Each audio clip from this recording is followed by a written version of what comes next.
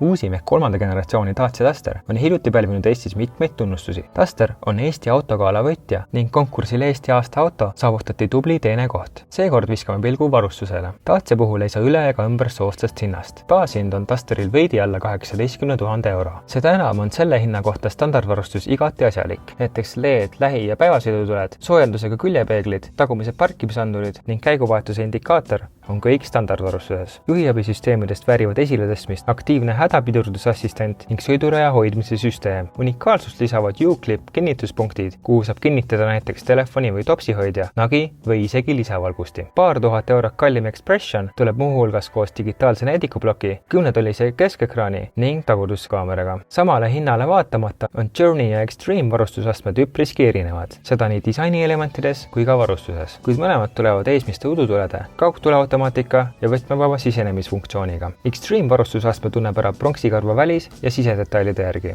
Veel sisaldab Extreme näiteks modulaarseid katusesiine ning laiendatud U-Clip kinnitussüsteemi. Journey sisaldab näiteks elektrilist parkimispidurit, modulaarset pakiruumi põhja ja juhtmeta telefonilaadjat. Kuid valikuid on veelgi. Lisatasu eest saab nii mõndagi huvitavat, nagu näiteks roolisoojenduse, soojendusega esiklaasi, eesmised ja külmised parkimisandurid, mitmevaatelise kaamerasüsteemi ja ka pimenurga jälgimissüsteemi. Üllatusena leiab lisade nimekirjast nii täissuuruses kui ka ruumisäästva tagavararatta.